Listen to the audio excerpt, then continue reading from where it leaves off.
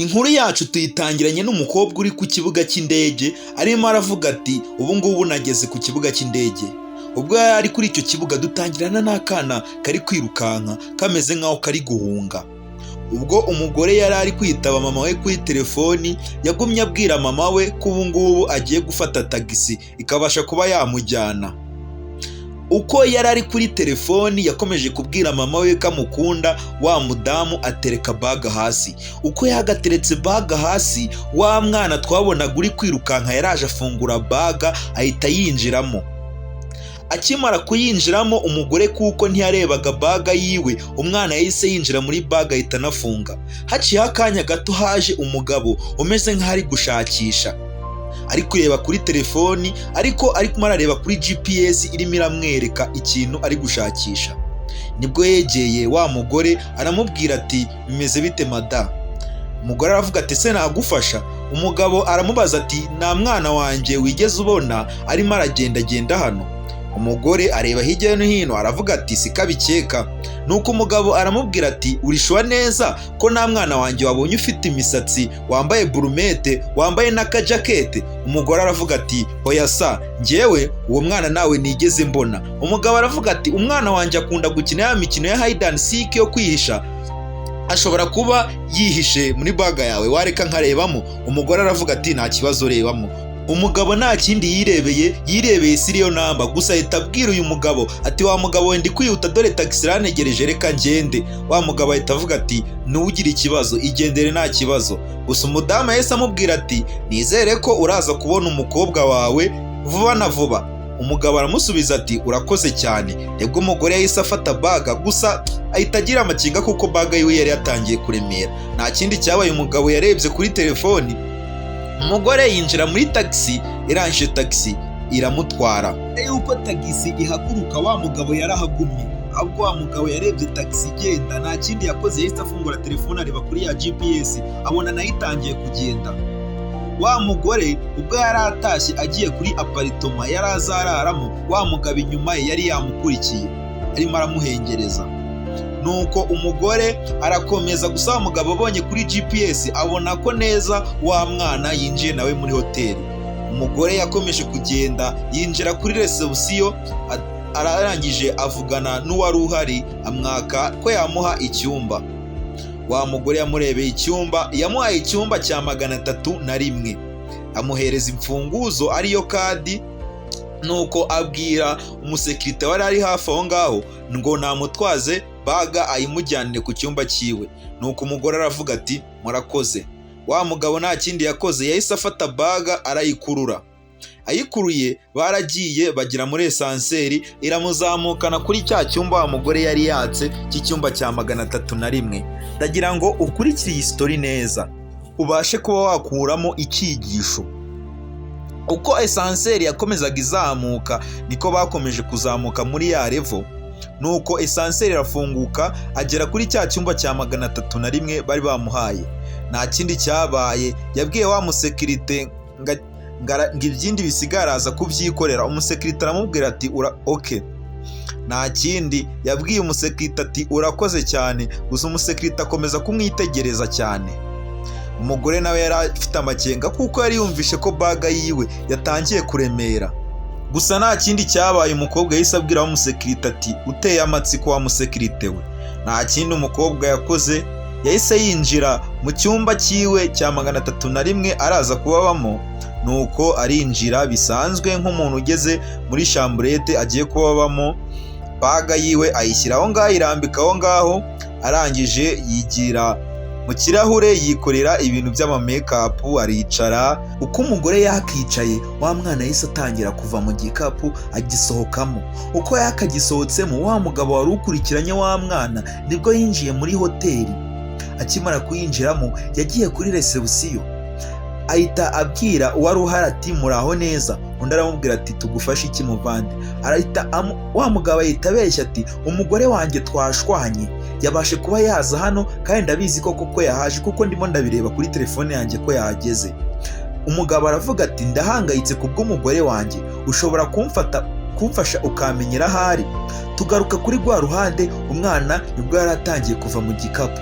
Umwana avuye mu gikapu yahise agenda inyuma, yegera inyuma, agenda gake gake. Wa mugore ntiyabyumvishe, gusa ahita yihisha inyuma mu y'intebe. Uko yihishe inyuma y'intebe yakomye itara riravuga, wa mugore ahita abyumva. Akimara kubyumva yahise amenya ko byanga byakunda hari umuntu waba uhari. Arebye muri bag aburamo ikintu, ahita amenya ko wa mwana bashakaga ari kumwe nawe. Wa mwana akomeza kuvuga ati ndakwinginze ntutume nsubirayo, uriya mugabo ntago ari papa wanjye wa nyawe. Aramubaza ati se uriya ninde? Ati ni Ella Wilson, uriya ashimuta abana benshi, mbabarira rwose nanjye ntago nshaka kujyayo. Uriya mugabo asanzwe ashimuta abana, mbabarira rwose ntago nshaka kujyayo, niko umwana yavugaga. Gusa umugore yaramubwiye ati calm down, wigira ikibazo, ndagusezeranya nta kintu kiraza kukubabaza. Ubwo yari ari kumubwira nibwo wa mugabo ushaka gushimuta wa mwana bamubwiye ati umugore wawe ari mu cyumba cya 301. Ndagira ngo wibuke neza ko yabeshye kuri yari umugore wiwe. Nuko umugabo wa mukobwa akomeza kubaza wa mwana ati uriya ninde? Umwana aravuga ati erega uriya ni umugabo ashimuta abana benshi, nanjye arashaka kunshimuta. Wa mugabo yaraje aza kuri ya baritoma bamubwiye, aragenda ahubwo ahita akomanga kuri rwa rugi. Umukobwa yahise abwira umwana ati genda wihishe. Umwana nta handi yagiye kwihisha muri garderobe. Umwana arangije ahita afunga. Akimara gufunga nta kindi cyabaye, wa mugabo yari ari hanze. Wa mugore nta kindi cyabaye, yahise agenda ahita afungura umuryango. Uko yagafunguye umuryango, wa mugabo yaramusuje ati hayi. Undi aramubwira ati ese nkufashe iki? Arambwira ngo sorry. Aramubwira ati ndi gukeka ko ufite ikintu kitari icyawe. Umugore nta kindi yavuze, yaravuze ati icyo kintu uri gukeka ko mfite ntacyo mfite. Umugabo ahita avuga ati njyewe ndimo ndakurikirana telefone yanjye, iri kunyereka ko hari ikintu cyanjye waba ufite. Umugore akomeza kumubwira ati sinzi ibintu uri kuvuga. Umugabo aravuga ati reka ndebe imbere. Ahubwo umugore yaravuze ati ngiye guhamagara abashinzwe umutekano baze bakujyane kuko nibyo byaba byiza. Umugabo yararakaye, akomeza kugira umujinya, bimwanga mu nda. Nta kindi yakoze, yahise asubira inyuma. Umugabo akimara gusubira inyuma, umugore yaje ahamagara Ella wa mwana mutoya. Umwana aramubwira ati ndi hano muri garderobe. Aragenda afungura garderobe amusangamo. Arahita amubwira ati wa mugabo wari uri kugushaka ari hano. Umugore wa mukobwa nta kindi yakoze, yahise afata umwana barajyana bashaka uburyo batoroka. Nta kindi cyabaye, wa mugabo ushaka gushimuta wa mwana yaraje abwira security ati hari igikapu cyanjye cyayobye.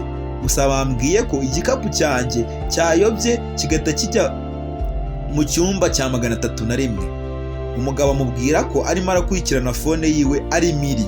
Nta kindi, umusekirite yaravuze ati urabizi niba ikintu cyawe cyabuze kandi ushaka ko nyikuzanira uranyishyura. Nta kindi, wa mugabo ushaka gushimuta yahise avuga ati ngiye ndi kubyumva ntaribi, amafaranga niba yashaka ndayaguha. Nta kindi cyabaye, yahise amufumbatiza ka giti nyine. Umugabo arebye, umugabo aramubwira ati se ayarahagije. Umugabo ariyumvira aramubwira ngo ariko nyine arahagije nta kibazo ndagufasha. Nta kindi cyabaye, umugabo yaramubwira ati ngiye gutegereza hasi, icyo gikapu nawe ukinzanire hasi. Nta kindi cyabaye, umugabo yahise afungura elevator ariyo mukunze kwita esanseri, arongera arayifunga. Akimara kuyifunga esanseri, tugaruka kuri cya cyumba cya 301. Wa mudamu arimo aragisohokamo, arimo arareba hirya no hino. Yahise afata wa mwana ahita atangira kumusohora gake gake bitonze. Ubwo bari gusohoka bageze ku masikariye bakomeza kumanuka. Gusa akomeza kubwira umwana ati komeza ugende gake gake hatagira umuntu twumva. Ubwo umugore yahagaze aho ngaho yarebye neza abona wa musekirite batumye baga yiwe ari kwisakasaka. Wa musekirite yakuyemo urufunguzo, urabizi baba bafite imfunguzo zifungura hose. Afungura icyumba cya wa mugore akinjiramo. Umugore yarabibonye arabimenya, nuko amaje kubimenya ahita yigendera. Wa mugabo yinjiye muri cya cyumba, wa mugore akomeza kumanuka. Uko yakamanutse ahita abwira umwana ati ceceka, genda wishe muri toilette, ndaje ushakire ubufasha. Nta kindi cyabaye, wa mugore ubwo yari atambutse, wa mugabo wari ushaka gushimuta wa mwana yahise amuhamagara. Atumva waza tukaganiraho akanya gatoya. Umugore aramwumva, aramubwira ati nta kibazo kanze tuganire. Umugore yegera imbere. Ubwo umugore yari ari kwegera imbere, yaregeye imbere yicara ku ntebe iri impande y'uwo mugabo. Arangije umugabo, gusa umugore byagaragaraga afite ubwoba.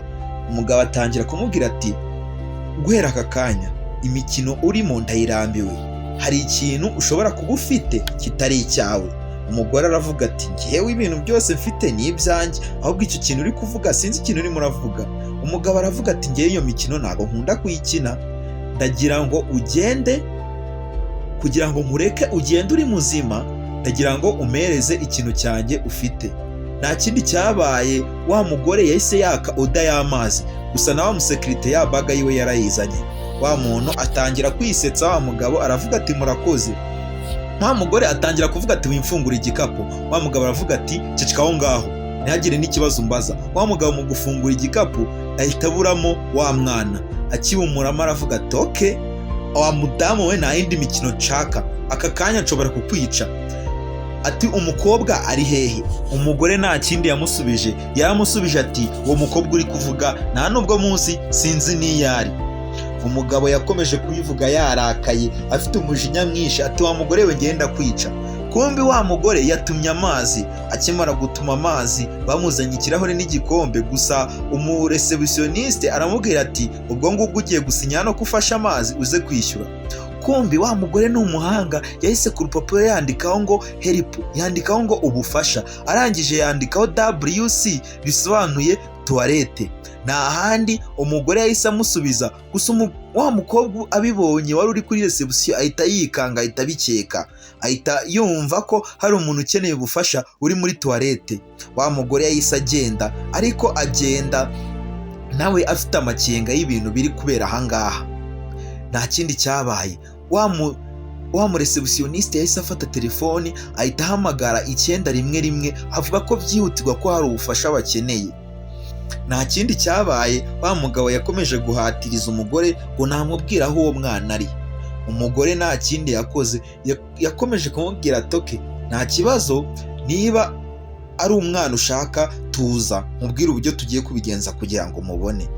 Gusa wa muresebutioniste yinjiye muri toilette, yinjiramo gake gake, afungura ubwiherero, arakomanga, aravuga ati yewe hari umuntu waba urimo aho ngaho?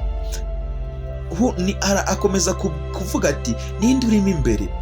Nuko umwana aravuga ati ndimo, nkeneye ubufasha.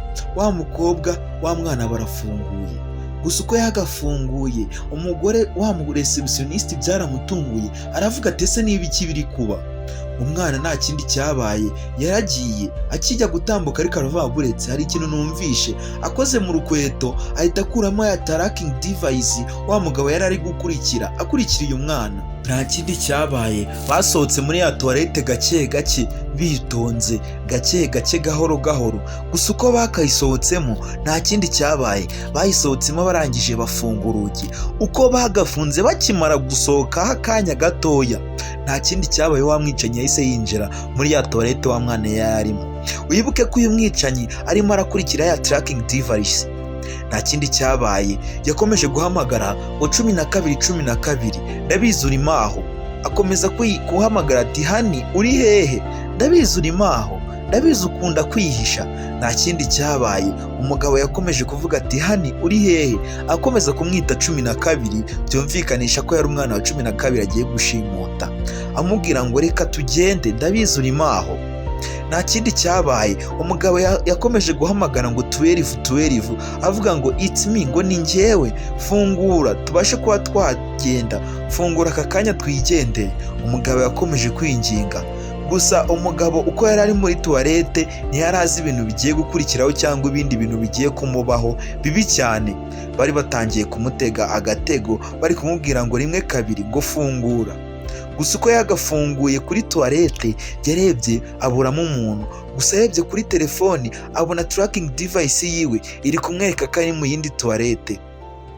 Nibwo wa mugabo yagiye kureba muri toilette ya kabiri, ahita avuga ati ni njyewe, hani fungura. Akomeza kwinginga akana ngo nigafungure, gusa umugabo nta kintu yumvaga. gusa nta kindi cyabaye. Umugabo uko yarimo hariya yararebye akomeza guhamagara ngo 12 gusa yari yaketse ko umwana ari muri iyo tuwarete. Ndagira ngo nkwibutse ngo izi tuwarete umwana yayivuyemo kare, wa mu receptioniste yayivuyemo. Nta kindi cyabaye, wa mugabo yahise afungura yirukanka, arebye kuri tuwarete abona kuri ya tracking device niho bayisize. Umugabo yahise akeka ko kamubayeho, wa mukobwa ukora muri hoteli yahise aza ahita afunga. Wa mugabo aravuga ati fungura urugi. Wa mugabo akomeza gusakuza avuga ati fungura urugi. Akibona asanga wa mugore yari yatse ubufasha arebye kuri ka gapapuro. Umugabo yahise atangira kugira ubwoba ahita avuga ati mwese ndabica, mufungure urugi asakuza. Gusa umugabo yahise agwa mu gatego bari bamushyizemo. Umugabo yabuze uko abigenza, yifata ku mutwe, areba hirya areba hino, abura aho yanyura. Ibintu bimubana inyatsi, akomeza kuvuga ati mufungure. Uko bagafunguye ako kanya tuvugana, polisi yari imaje kuhagera ihita imubwira ati shyira amaboko yawe hejuru. Nta kindi cyabaye, umugabo baramutambikanye na wa mugore yaje yiruka abona akana, arakabwira tumeze ute? Ati nari nahangayitse, gusa nari nagusezeranyije ko nta kintu kiri bukubeho. Wa mwana aravuga ati ese umeze neza? Wa mugore ahita avuga ati muretse gato, hari uwo mugabo, hari undi mugabo wamufashije binjira no mu cyumba cyanjye. Umugore akireba hirya ahita avuga ati umugabo wamufashije n'uyu. Na wa mugabo bahita bamufata bamushyira muri yombi, baramufunga. Bose bahita babatambikana, bahita babajyana kuri polisi, babajyana kubafunga. Uko bakabatambikanye babajyana kubafunga, wa mugore nawe agiteruye umwana na wa mu receptioniste yakomeje kuvuga ati gakobwa keza. Ahita abwira wa mu receptioniste ati wakoze guhamagara polisi ukabasha kuba waduha ubufasha. Arabwira ati rwose ako ni akazi kanjye. Gusa wa mu receptioniste akomeza kuvuga ati wa mukobwa abwira akana ati wakana we guhera ubu ngubu uratekanye. Tukiri aho ngaho wa mwana wacu baramuhamagaye, bakimuhamagara kumbe umuvandimwe we yaje kumureba, aramubaza ati se wari uriho igihe cyose? Aramubwira ati story zose ndaza kuzikubwirira mu rugo. Nkomeza kukwibutsa komeza ukore subscribe kuri Story TV Rwa niba ushaka kumva inkuru nziza kandi zigezweho. Kora subscribe, share na comment, tuzabona n'ubutaha. Inkuru zo ni iza buri munsi.